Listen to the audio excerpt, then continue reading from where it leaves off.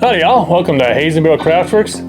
I'm the Alchemist. I don't know if any of y'all are like me, but you know, there's a lot of times I struggle to get the bottle that I want, and it seems like unless your name is TJ Gamble or you got plenty of money to just toss away, it's really hard to get those prime bottles. And the bottle that I'm going to share with you today is one of those examples. It was a bottle that I really wanted last year. Well, batch one of this bottle anyway, was a bottle that I really tried to get last year, and I could not get my hands on it. In fact, if you tried to get it last year too, maybe you ended up like me. I was one of 700 people, or over 700 people, left on a waiting list that could not get batch one. And so, Sealbox, they had their work cut out for them in two ways. One, how are they going to get this out to more people? Well, you make more. But two, how are you going to beat batch one? And what I'm talking about here is Sealbox, the Beekeeper. This was such a great bottle last year. It sold out quickly. And so I had my eye on it for batch two's release. And thankfully I was able to get my hands on it. I ended up getting bottle number 59 watching this release come out. But the second challenge that Sealbox had for them was, how are they going to top batch one? Batch one got a lot of great reviews. It got a 4.5 out of 5 from Breaking Bourbon. There we go. And a lot of the social media folk that I know who were able to get their hands on this also gave it pretty good reviews. The bourbon that is in this comes from Lawrenceburg, Indiana, which tells me it's probably MGP, which I've had a lot of great MGP, so I'm not saying anything negative there. In fact, I like MGP's model. They do a lot for the NDP producers out there, like Sealbox. And the mash bill is 75% corn, 21% rye, and 5% malted barley. But then Sealbox brings it down to Florida, where they're from, and then they finish it and they bottle it down there. And again, the struggle they've got to do is how do they top batch one? And right here on the bottle itself, it tells you a little bit of what they did to try to top that.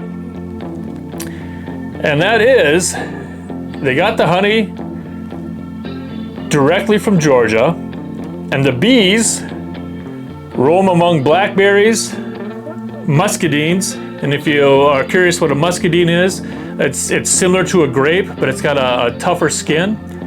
And they also make wine and juice from this, and there are also varieties that you can eat like a grape.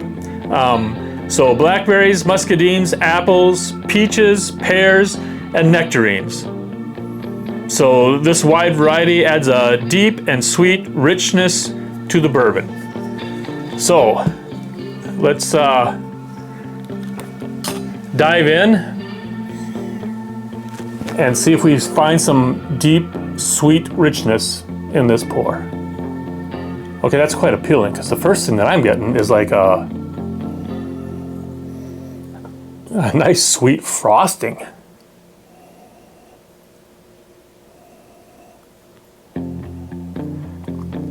There's also like in that frosting, it's like a vanilla frosting to me. I'm getting a tiny bit of oak. And I'm getting some fruit.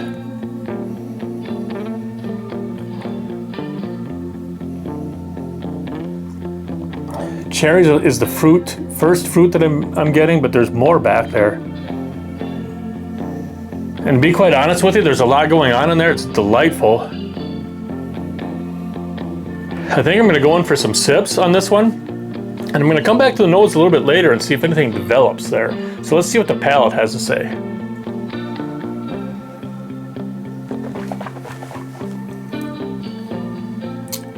You know, I'm surprised a little bit there on that first sip, because this was just a little over 100 proof. 111.5 proof. I was surprised at how much heat there was right off the bat. But there is some berries in there, and it's a deep berry flavor. I'd have to call it the blackberries. But the next thing that I got right away actually was a dark chocolate that went with it. And then there's a little